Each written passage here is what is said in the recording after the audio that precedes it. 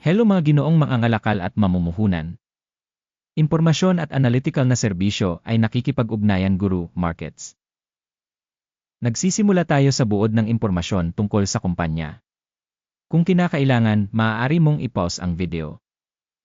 Maaari mong tingnan ang lahat ng mga tagapagpahiwatig ng korporasyon na pinag-aralan ng detalyado. Ihahambing namin sa iyo ang mga pangunahing tagapagpahiwatig ng kumpanya for Afrique Global EAC, ticker AAI.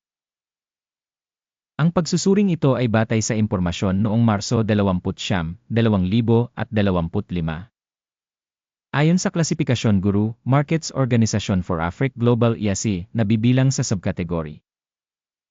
Collective Farm, 74 na organisasyon ang nakikibahagi sa pagsusuri at ito ay napakarepresenta. Hanapin ang talahanayan ng order sa dulo ng video na ito.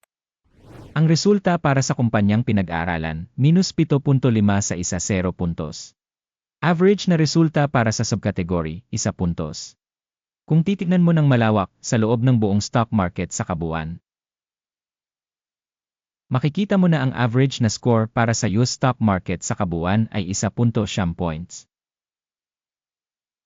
Laban sa markang minus 7.5 puntos para sa kumpanya for Afrique Global. Paghahambing ng paggalaw ng presyo ng stock ng isang kumpanya for Afrique Global at mga subkategory na kumpanya. Makikita natin na over 12 months ang shares ng kumpanya for Afrique Global EAC nagpakita ng pagbabago ng minus 17.2%. Laban sa dynamics ng presyo sa subkategory na 0.4%. Hindi ito malinaw na nagpapahiwatig ng anuman, ngunit dapat nating isaisip ang katotohanan ito. Market capitalization ng kumpanya for Afrique Global ay $0.23 bilyon. Na may market capitalization ng subkategory na $380 bilyon. For Afrique Global ay may bahaging 0.06% at isa sa napakaliit na kumpanya sa subkategory. Ang capitalization ng balance ng kumpanya ay tinatayang nasa $0.01 bilyon. Na may subkategory na capitalization na $189 bilyon. For Afrique Global EAC account para sa 0.004% bahagi. Paghahambing ng mga bahagi ng stock exchange at halaga ng libro, makikita natin ang mga sumusunod. Ibahagi for Afrique Global EAC sa subkategory sa kaso ng market capitalization assessment ay 0.06%. Ang halaga ng libro ay 0.004%.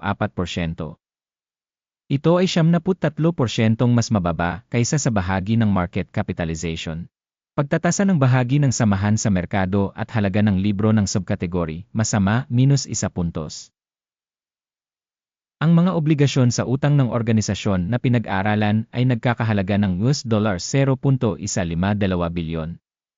Ang utang sa book capitalization ay umaabot sa 1,520% ng kapital ng kumpanya. Rating para sa mga obligasyon sa utang ng kumpanya, napakasama, minus 2 puntos. Ang balance ng halaga ng stock market ng kumpanya sa tubo nito ay 0. Ang average para sa subkategory ay 24.2 na mas malala kaysa sa average para sa subkategory. Pagtatasa ng halaga ng merkado ng kumpanya sa kita nito kumpara sa mga organisasyon sa subkategory, napakasama, minus 2 puntos. Ang tubo sa huling 12 buwan ay minus $17 milyon. Hindi alam ang mga kita sa hinaharap para sa susunod na 12 buwan. Ito ay napakasama para sa presyo ng kumpanya. Pagtatasa ng inaasahang kita sa hinaharap kumpara sa subkategory, masama, minus 1 puntos. Ang ratio ng halaga sa kita ng kumpanya ay 0.7. Ang average na subkategory na 0.8 ay 13% mas mababa kaysa sa average ng subkategory. Pagtatasa ng tagapagpahiwatig ng halaga ng merkado sa kita nito kumpara sa mga tagapagpahiwatig ng mga kumpanya sa subkategory, mabuti, 0.5 puntos. Ang kita sa huling 12 buwan ay $330 milyon. Ang inaasahang kita para sa susunod na 12 buwan ay hindi alam. At ito ay napakanegatibo para sa mga prospect ng kumpanya. Pagtatasa ng hinula ang dami ng mga benta sa hinaharap kumpara sa mga tagapagpahiwatig ng mga kumpanya sa subkategory, masama, -1 puntos. Ang margin ay -5.2%, na may average sa subkategory na 3.4%. Ang pagkakaiba sa pagitan ng average ng subkategory at performance ng kumpanya ay 8.6%. Pagtatasa ng kakayahang kumita ng mga benta kumpara sa mga tagapagpahiwatig ng mga kumpanya sa subkategory, matitiis, -0.5 puntos. Ang bahagi ng kumpanya sa mga tuntunin ng bilang ng mga empleyado sa subkategory ay 0.1%, na 67% higit sa bahagi ng market capitalization. At ito ay sumasalamin sa kawalan ng timbang sa presyo ng stock ng kumpanya for Afrique Global ESA, sa halip patungo sa pagmamaliit. Ang halaga ng kapital sa bawat empleyado ng kumpanya ay $383,000, samantalang para sa subkategory $634,000. Ang pagkakaiba sa pagitan ng average ng subkategory at mga indicator ng organisasyon ay 39.6%.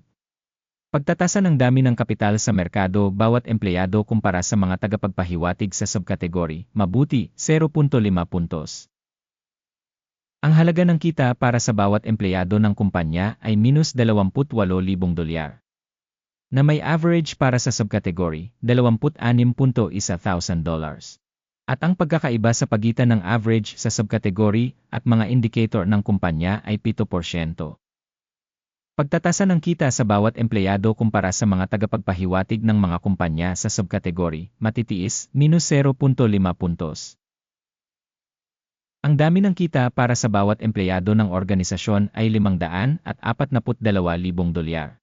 Ayon sa subkategory $766,000. Ang pagkakaiba sa pagitan ng average ng subkategory at pagganap ng kumpanya ay 41%.